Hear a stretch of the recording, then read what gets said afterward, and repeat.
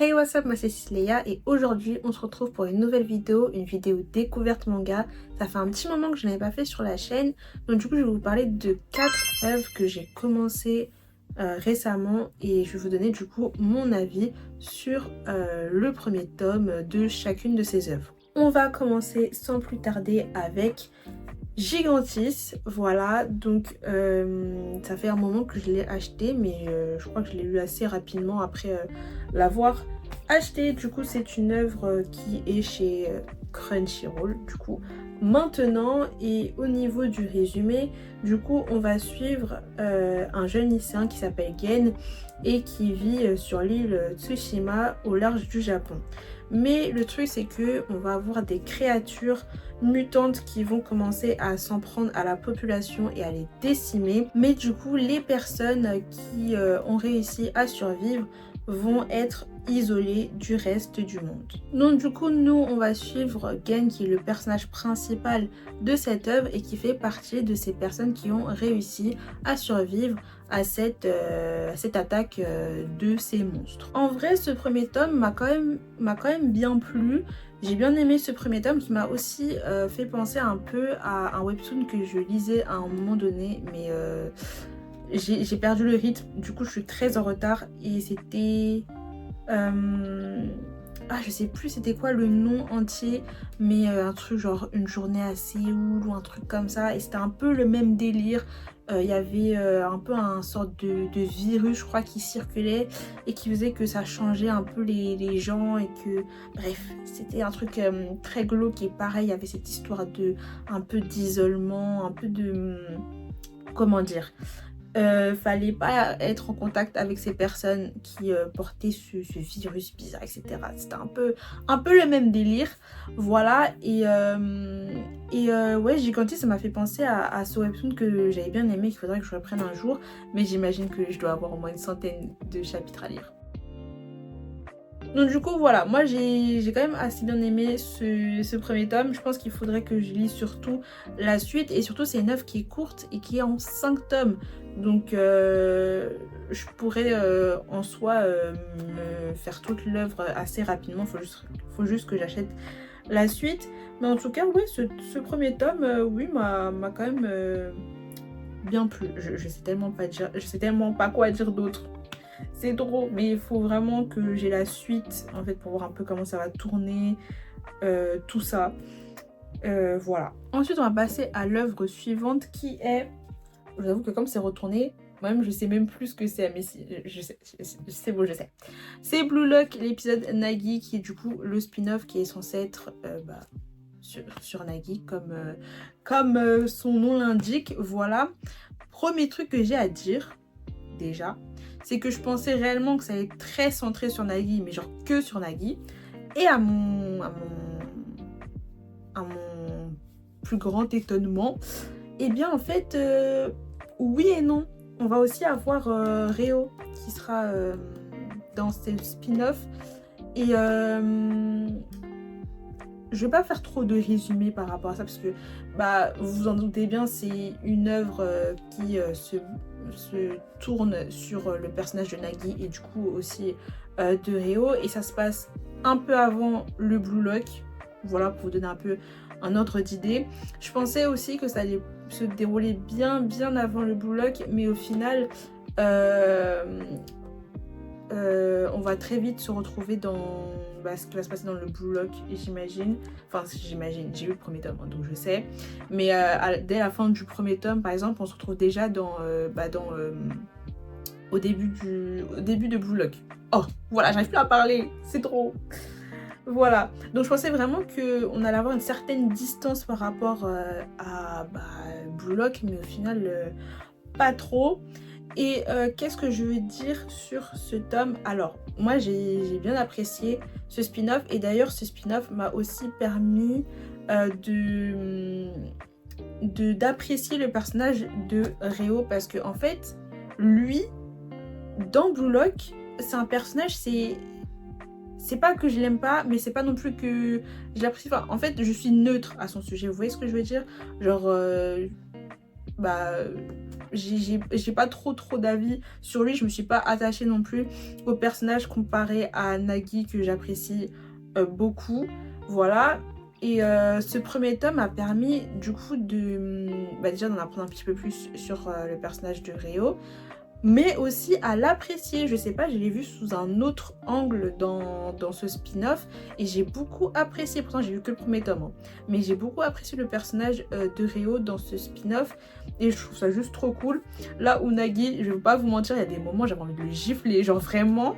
Mais c'est trop, genre vraiment c'est trop. Et des fois t'as vraiment envie de le gifler, de le secouer. Il est tellement genre nonchalant, je sais pas si c'est le bon terme, mais oui je pense qu'il est un peu nonchalant, un peu il est tellement blasé de la vie. Mais je vous jure, et il y a des moments vraiment j'avais trop envie de le gifler en mode mais réveille-toi, secoue-toi, je sais pas, fais un move, genre ah Nagi. Mais vous inquiétez pas, c'est pas ça qui va faire que je vais le détester, pas du tout. Mais du coup ce premier tome ça va vraiment être le début enfin la rencontre entre Reo et Nagi et le début de leur relation, etc. Et je trouve ça super cool du coup. Et voilà, comme je vous le dis, en fait ce tome là je trouve d'une certaine manière un peu plus axé sur Reo, et c'est pour ça que ça m'a un petit peu intriguée parce que comme il y a écrit épisode Nagi, pour moi je pensais qu'on allait vraiment être centré full sur Nagi. Mais oui et non. Je préfère dire ça, oui et non. On est quand même aussi pas mal sur Reo. Donc voilà, non franchement, un bon petit premier tome pour ce spin-off qui m'a permis d'avoir un autre regard sur le personnage de Reo. Ensuite, on va parler clairement de mon coup de cœur de ces derniers temps. Si vous me suivez sur TikTok, vous savez, je parle bien évidemment de Les Carnets de l'apothicaire. Alors cette œuvre, j'en ai tellement entendu parler, surtout depuis que l'anime est sorti sur Crunchyroll, et j'entends que du bien de cette œuvre. Je savais que je vais la commencer, mais j'ai jamais vraiment pris le temps de me lancer. Et je pense que Kiyun, ils ont fait exprès. Hein. Ils ont fait exprès, ils ont dit attendez, si Leia, tu t'es toujours pas mise dans les cannes de l'apothicaire, comment on va faire pour l'attraper? On met une offre, 3 € sur les 2 premiers tomes des cannes de l'apothicaire. C'est très clairement comme ça qu'ils m'ont attrapé, entre guillemets. Bon, on va pas se mentir, je ne pense pas que Kiyun a fait ça pour moi, on va pas déconner non plus. Mais du coup, ça a été l'occasion pour moi de enfin me procurer les premiers tomes de Les Carnets de l'apothicaire et d'enfin me mettre dans l'œuvre, parce que du coup là j'ai petit spoil pour la vidéo achat manga, mais j'ai les 3 premiers tomes de Les Carnets de l'apothicaire. Voilà, j'ai pas encore lu le 3e tome, mais ça ne serait tardé, quoique peut-être que je vais prendre un petit peu. En fait, d'un côté j'ai envie de lire rapidement ce 3e tome parce que j'ai trop aimé les 2 premiers tomes. Mais d'un autre côté, j'ai envie d'attendre un petit peu. Peut-être le moment où j'achèterai le 4e tome, enfin la suite. En fait, je crois que je vais juste le lire rapidement, en fait. Voilà. Donc du coup, j'ai surkiffé les 2 premiers tomes. En fait, un truc aussi qui a fait que ça m'a permis d'apprécier, ou qui a joué aussi un peu sur ça, c'est que c'est une œuvre dont j'ai pas vraiment l'habitude, j'ai pas l'habitude de lire ce genre d'œuvre. Voilà, on va plus dire ça comme ça. En fait, ça me fait sortir un peu pas ma zone de confort, mais de ce que j'ai l'habitude de lire. Et je vous avoue, bon, je pense que ça fait un petit moment que je le dis, ou je sais plus si je l'ai déjà dit, mais je pense que je me fatigue un petit peu par rapport aux œuvres que je lis, et que j'ai besoin un peu de lire des choses dont je n'ai pas l'habitude de lire. Et vraiment Les Carnets de l'apothicaire, c'est pas forcément le type d'histoire que j'ai l'habitude de lire, donc j'ai énormément apprécié ma lecture des 2 premiers tomes et le personnage de Mao Mao. Cette fille là, c'est quelqu'un, excusez-moi, mais c'est quelqu'un. Ah, et il y a des moments, elle m'a choquée, genre vraiment. Des fois, comment elle réagit et tout, je l'adore. Franchement, j'adore Mao Mao, c'est quelqu'un, c'est tout. Et je trouve aussi que les dessins sont quand même aussi très beaux. Moi, j'apprécie pas mal les dessins. Donc pour ceux qui ne savent pas de quoi ça parle, au cas où, je voulais le résumer directement. À 17 ans, Mao Mao a une vie compliquée, formée dès son jeune âge par un apothicaire du quartier des plaisirs. Elle se retrouve enlevée et vendue comme servante dans le quartier des femmes du palais impérial. Entouré de hauts murs, il est coupé du monde extérieur. Afin de survivre dans cette prison de luxe grouillant de complots et de basses manœuvres, la jeune fille tente de cacher ses connaissances pour se fondre dans la masse. Mais quand les morts suspectes de princes nouveau-nés mettent la cour en émoi, sa passion pour les poisons prend le dessus. Elle observe, enquête et trouve la solution. En voulant bien faire, la voilà repérée. Jin Shi, haut fonctionnaire aussi beau que calculateur, devine son talent et la promeut goûteuse personnelle d'une des favorites de l'empereur.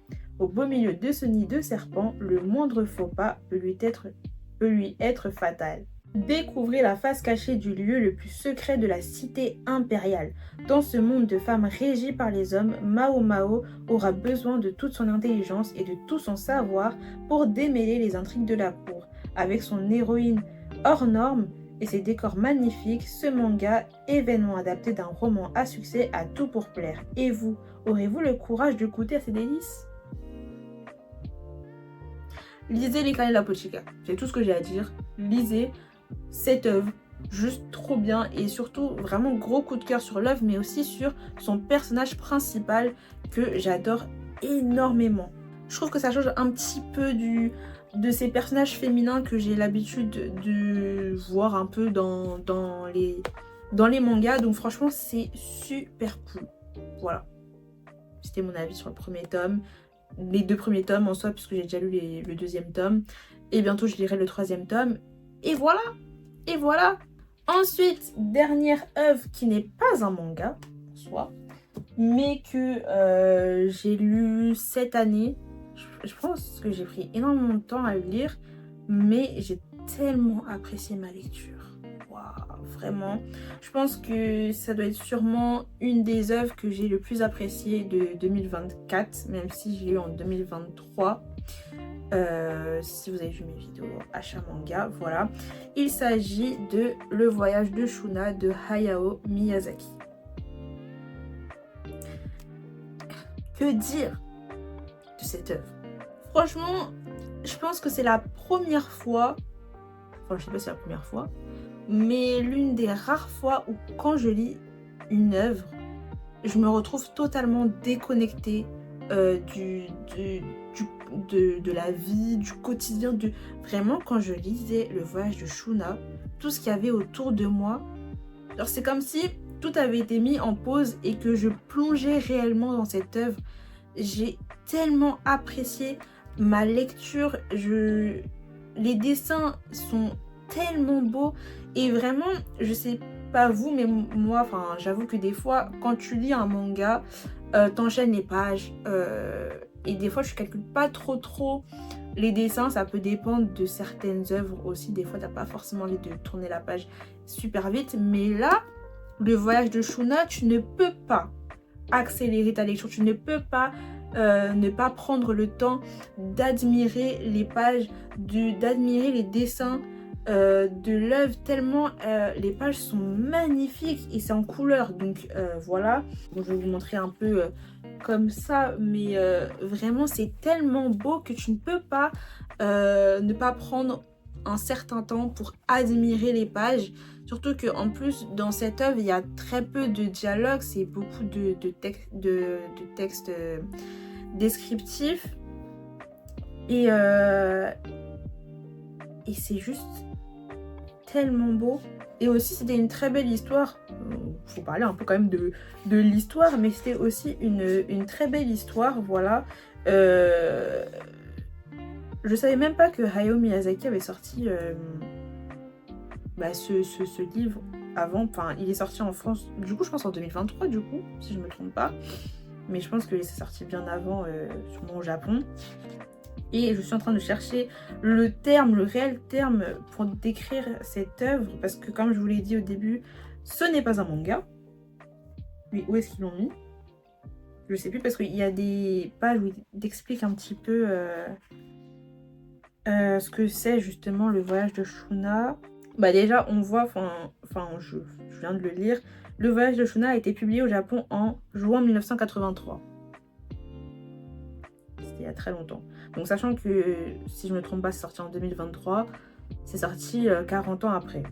Voilà, ça s'appelle un Emonogatari, donc du coup c'est un récit illustré et comme ils le disent très bien, ce n'est pas un manga puisqu'il repose davantage sur des textes en légende que sur des bulles et davantage sur des pleines pages détaillées à l'aquarelle que sur des petites cases. Voilà, et c'est tellement magnifique, mais vraiment, ah bah, il a coûté 25 euros. Voilà, mais franchement, je vous jure que c'est, si vous l'achetez, c'est les 25 euros les mieux rentabilisés. Je vous jure que cette œuvre est incroyable. Mais vraiment, alors vraiment, quand j'étais en train de le lire, c'est comme si tout était en pause pour cette œuvre. Oh là là, j'ai juste pas les mots. J'ai juste pas les mots, c'est sublime. C'est sublime.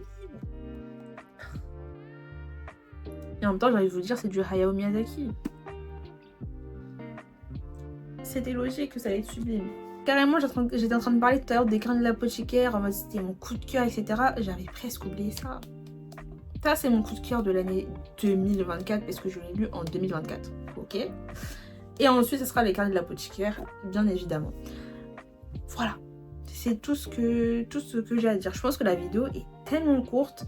Je sais même pas combien de temps ça va durer sur YouTube. Bref, voilà. En tout cas, c'était les dernières œuvres que j'ai commencé, enfin les nouvelles œuvres que j'ai commencé. Je vous avais fait aussi une vidéo par rapport aux nouveautés manga et animés de 2024. Donc du coup, j'ai parlé de d'autres nouveautés aussi que j'avais commencé. Donc Nine Peaks, Kindergarten Wars, The Ichinose, Family Deadly Sins. Si vous n'avez pas vu cette vidéo, allez la voir. Je continue de parler un peu d'autres nouveautés que j'ai commencé cette année. Il y en a une autre aussi que j'ai commencé très récemment, il y a genre 2 jours. Mais je peux pas vous en parler maintenant parce que j'ai pas encore terminé l'œuvre. Je sais pas trop si je ferai une vidéo centrée sur cette œuvre ou si peut-être s'il y a d'autres nouveautés que je commence entre temps. Peut-être que je sais pas encore. Voilà. Mais c'est tout pour cette vidéo. N'hésitez pas à me dire c'est quoi un peu vos dernières nouveautés manga, pas forcément des mangas qui sont sortis en 2024, hein, ça peut être des mangas qui sont sortis il y a un petit moment mais que vous avez commencé cette année. N'hésitez pas à me dire tout ça en commentaire et voilà, n'hésitez pas à liker, à partager et bien sûr à vous abonner. Et sur ce, moi je vous dis à la prochaine.